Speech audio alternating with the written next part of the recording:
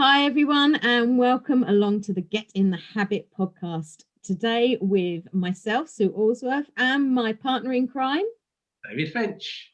And today we also have with us the delightful Trish Flood, who is a counsellor and meditation therapist.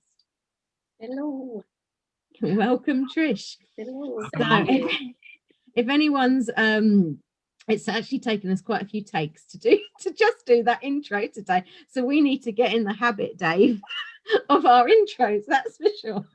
We do. What we should do actually is pre-record one intro and put that on. And then every time we record these, I don't have to try and have that serious face. The problem is, you see, sir, you go, right, ready. And I go, okay, then. And then I just mess it up. So there we are. And I'm sure that you just love just watching me mess it up. But there you are. It makes everyone else laugh, I'm sure, when they're watching it on video. And I really do think that we should do an outtake one week of just us just mucking about, really, which is probably about what the whole podcast is about anyway, just us mucking about.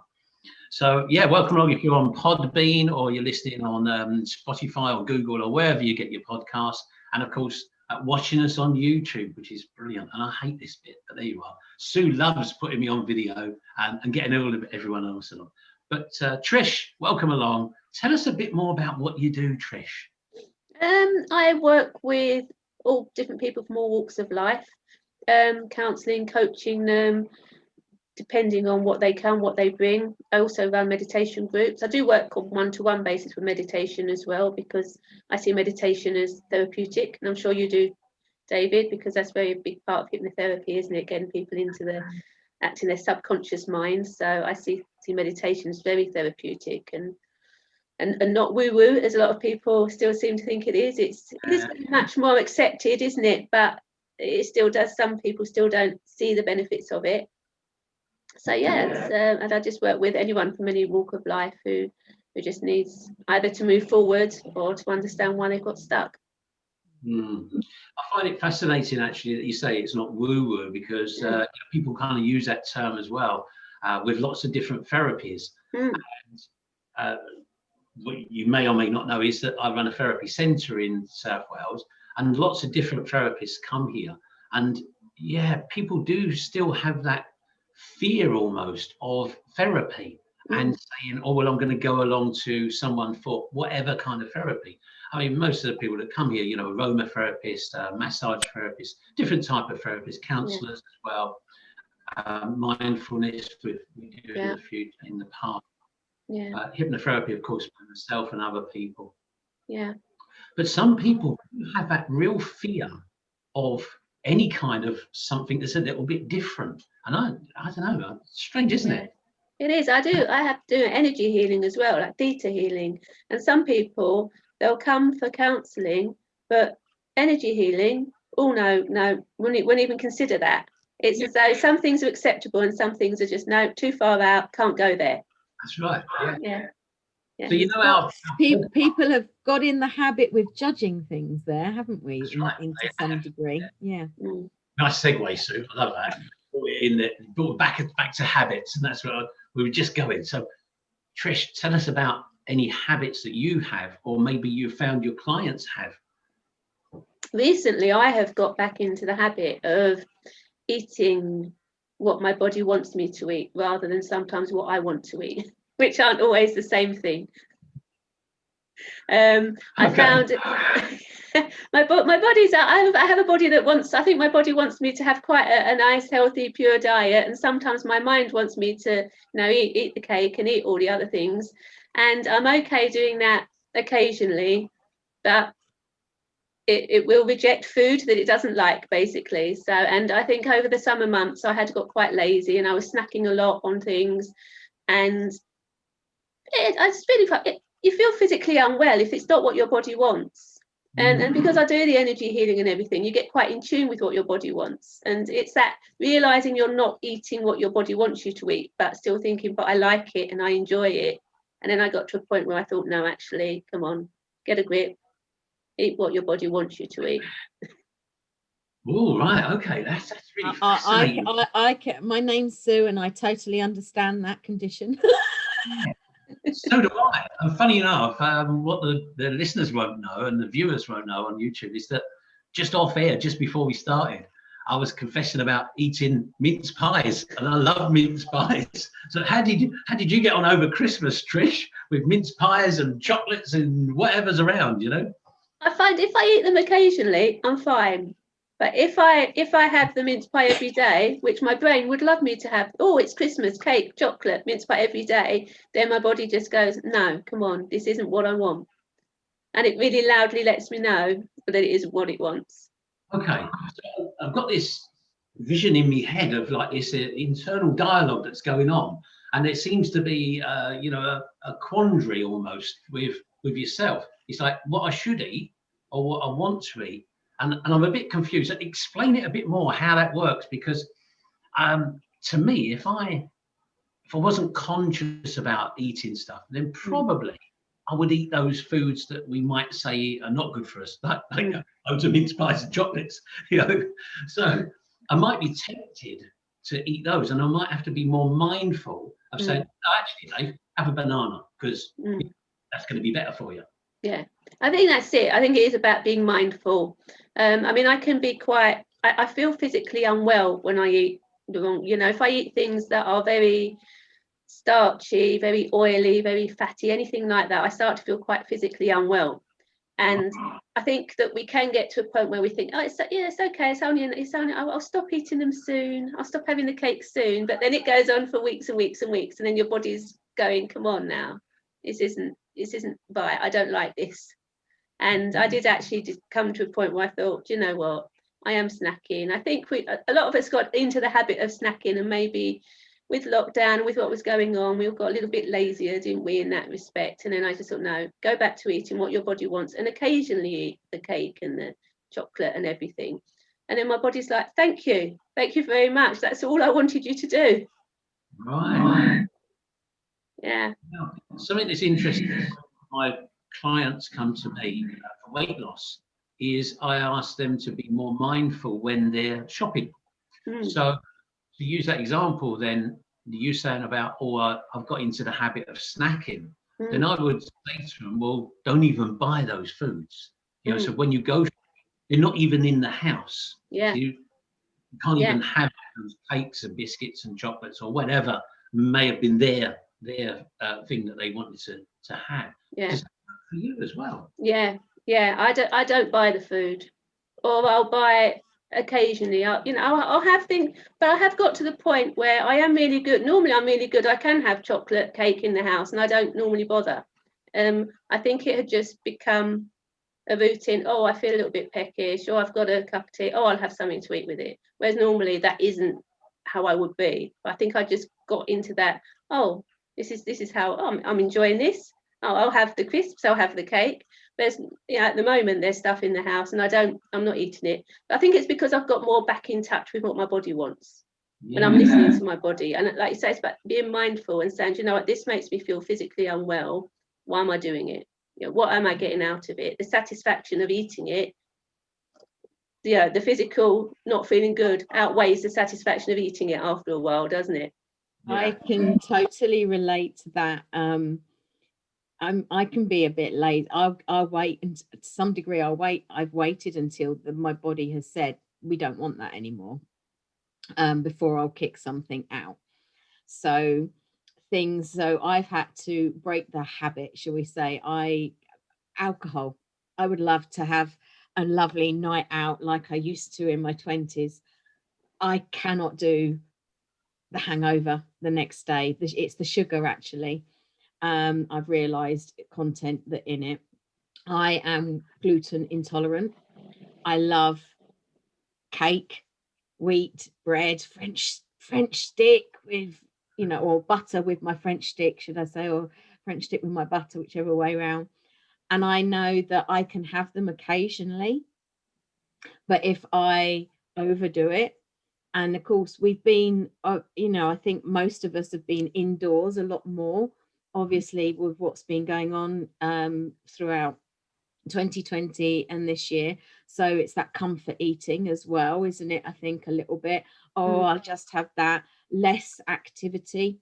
mobility, so you're feeling it more. So whereas I'd be able to have my few treats, if I'm not doing the exercise that I was, then those treats will be more noticeable quicker than they would have been before. Yeah. And for me, my biggest one is my make is sugar, and it's midget gems or gummy sweets like that.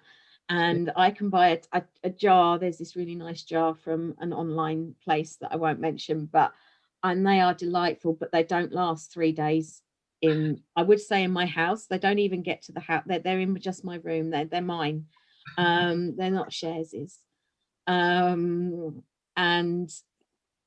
I'm like you were saying, Dave, if it's not there, I know that I've got a kind of a binge, shall we say, personality. It's not just with food. I'll binge watch a box set. I'll binge doing something and this. So I know that is part of my personality, shall we say. And I'm okay with it because I've got it under control and I'm aware of, okay, I know I'm going to mindfully put these midget gems in my mouth constantly, because it's sort of like you're watching TV there, it's the hands going. For those who can't see what I'm doing on video on the podcast right now, the hand just automatically goes in. But if it's not there, it doesn't bother me. Yeah. That's the thing. If it's not there, I'm not sitting there. There's the occasional, oh, I wish I had that in the house, but I can get over it.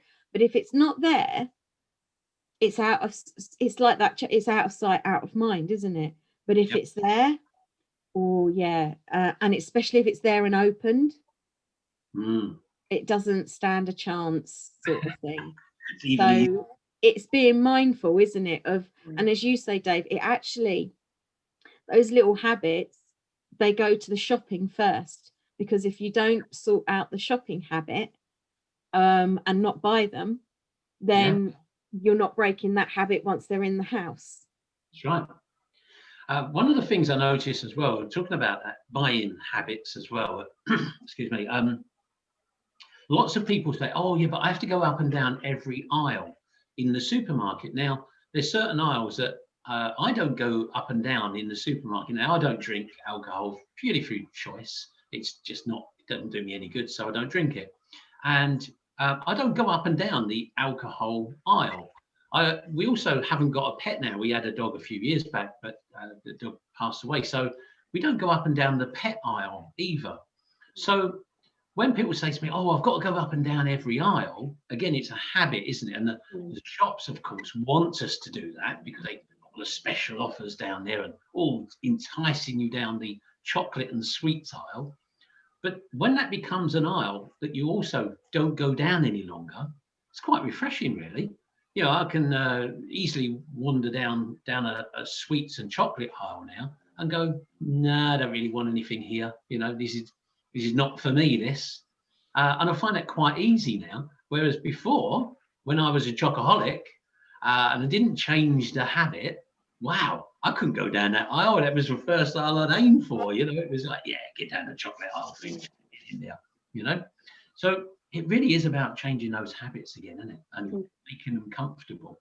As you say, Trish, one of the important lessons that you've shared with us today is how much we kind of take our bodies for granted, disregard our bodies. It's there until it's not. It's doing its thing until it doesn't, sort of thing. And we have to tune in to our bodies. And I know I do chakra dancing sessions in the studio.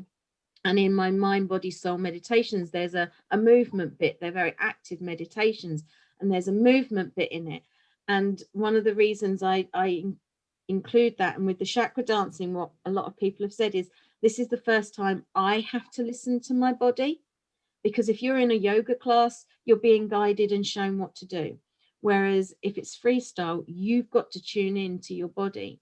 And when it comes to the food, for a long time, I would still be eating the wheat, the dairy, not so much the dairy because I'd cut that out from a very young age because milk just said, I don't like you, when I was about 12. But you have to sort of be mindful, but listen to the body, because and then you've got to get through that battle, haven't you, of it's good for me, yes I know, but I want a sugar anyway. And I don't know if I have little angel and devil sitting on my shoulders, nattering away at times. And that's a lot of the reasons why people come to people like us as well, to help with that conflict. It is the conflict of that. And we said, you used the word earlier, should. That's right, yeah. What should we do? Mm. Oh, that throws it out there, doesn't it? What's right and what's wrong. I remember in another podcast we said, so there is no right or wrong, there is only different. Now, some people always go, yeah, I agree with that, but let me ask you, Trish, how did you realize that your body doesn't like certain things, or is this been like a lifelong thing, or is it just over the last few years? So, or did you learn this from someone else? How did you discover? I was physically unwell about 7 years ago. I had a major operation. I had a tumour growing there, and it grew up inside my head. And I was really physically unwell. Really, sort of, by the time the operation came, I'd lost a lot of weight, and and afterwards, I just thought, I blamed my physical body. I was like, "Hey, you've let me down. You've thrown this, And then the light bulb moment. Obviously, it's the physical body is the last thing, isn't it? The stress and pressures, whatever's happened in life before, had affected me. And then I just thought, I need to get in touch with my body, because it had given me warning signs of about a year of illness that I'd ignored and carried on. And I thought, I'm not going to ignore my body again. So that's when I got really into the energy healing, getting in touch with the energy body, the physical body. And it's probably started there. And I started being aware of what I ate, what I put into my body, like you say, so movement, how I moved, making sure that I exercised, and I really took care of it. So, but every now and again, I'm not going to lie, every now and again I do sort of have a little slip up, and I do sort of have a few months where I just go AWOL, and then my body goes, "You're not listening to me," and I go, "Oh yeah, okay," and then I come back again. And I think, yeah, like Sue said, we've all been indoors a little bit more, wanted a bit more comfort, and it's the comfort foods we go for, isn't it? It's the cakes and the nice comforting things, but my body doesn't like them. And having sort of pledged to it, I will look after you, I will listen to you. I did get to the point where I was like, actually, you are actually rejecting this food. You're not well. You really don't like this. I need to listen to you again, and come back to what you like. Yeah. I find that I'm sorry to hear about your health. I mean, I found that with a lot of people that I've met along this journey with the summits, the studio, especially in this year and throughout my professional career, a lot of us come from a serious health condition, physical or mental, albeit whichever way. But a lot of us have it's those serious health issues that make us face our mortality, really, isn't it? Let's face it, at the end of the day, to then say, you've got one of two choices, haven't you? You are either going to work with your body, mind and soul to heal it as best as you can, or you're going to live in conflict with that, and sadly then you'll probably your what's going on will manifest even more, because you're going against the grain. And I know it's though they're unpleasant at the time, those health conditions. I don't know about you. I know I'm really grateful for all that my 20s threw at me, shall we say, or from teens, from let's say from beginning womanhood in my teens. I'm glad of that journey, because it was my biggest lesson. I know I'm I can be a bit of a stubborn person, and my ego is probably, certainly quite strong.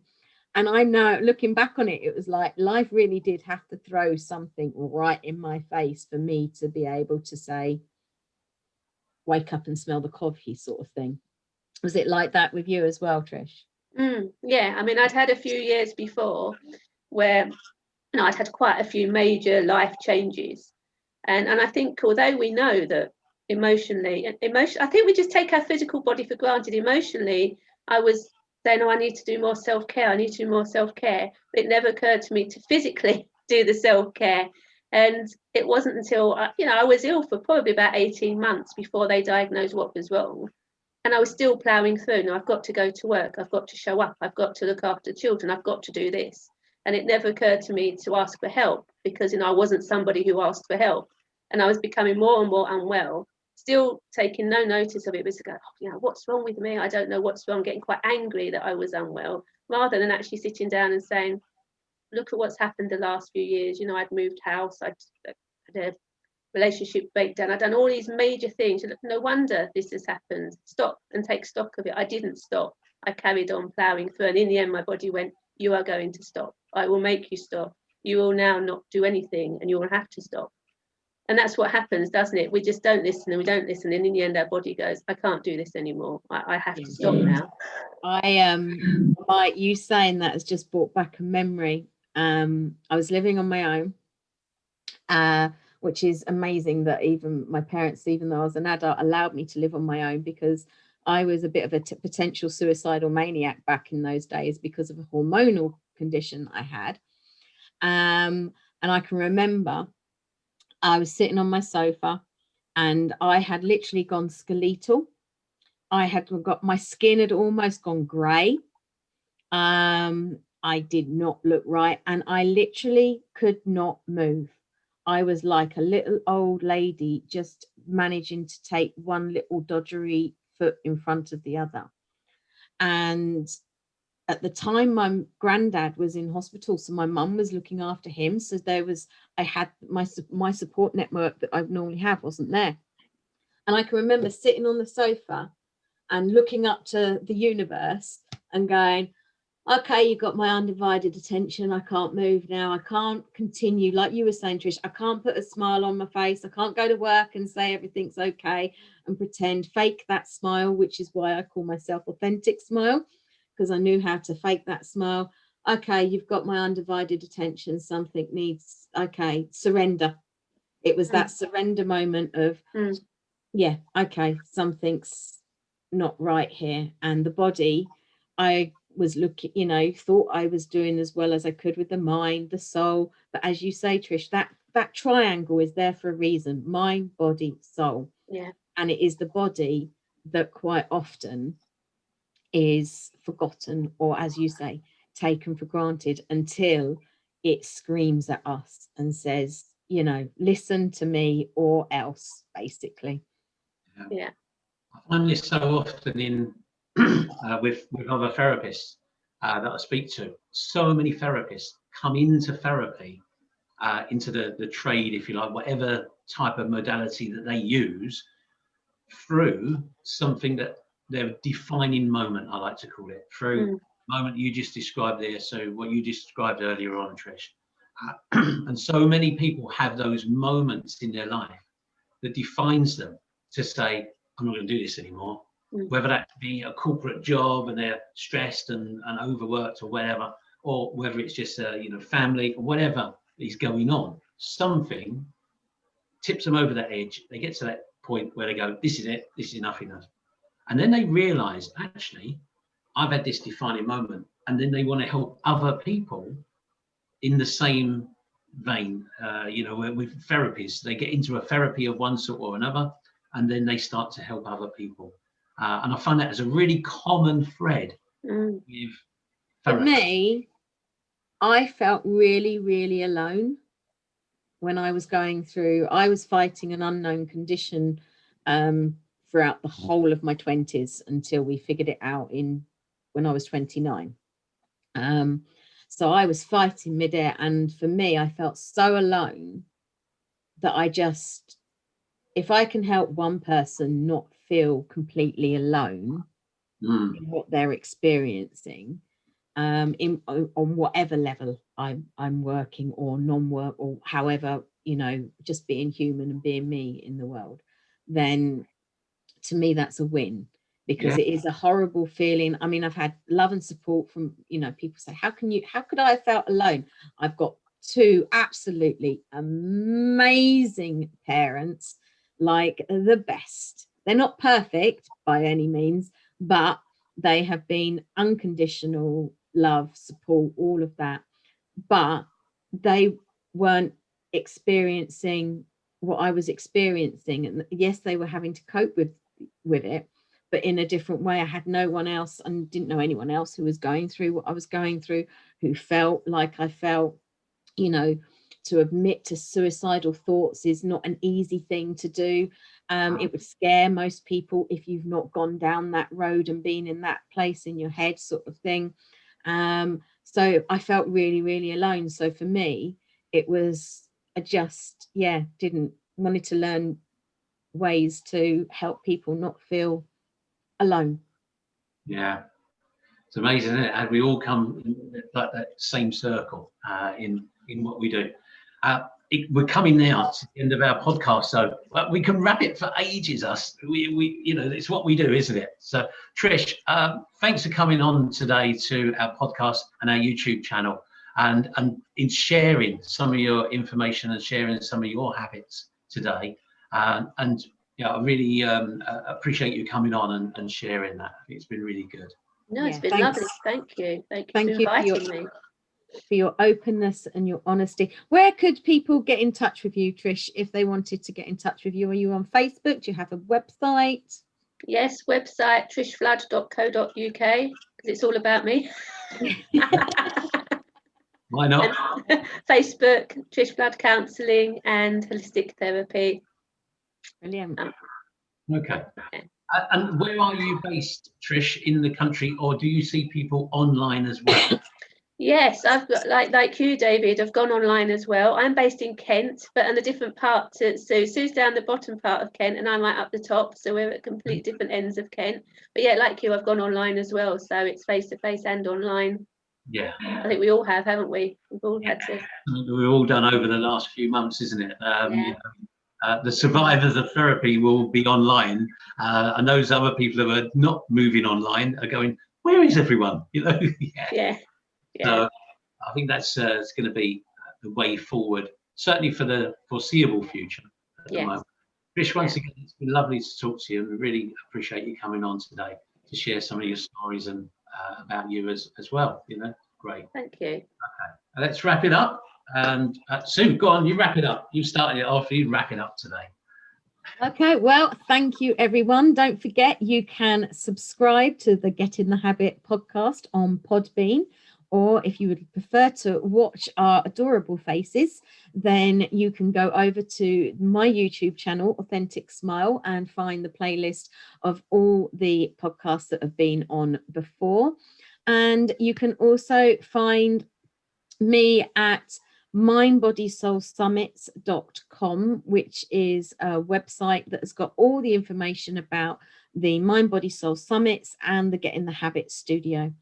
David, where can we contact you? Nice and easy, davidfinch.co.uk. Same as Trish, actually, Trish Flood. So just stick with your name. That's the easiest thing, isn't it? Yeah, see, mine's not all about me. Mine's about others. No. Good old Sue. Got my little halo going on here now. Someone else already had it, Sue. This is true. Mine slipped a long time ago. So that is it for today. Thank you all for listening in, joining in, and thank you, Trish and Dave, as always. Thanks for being there with me. Lovely. I really enjoyed it. See you again soon, everybody.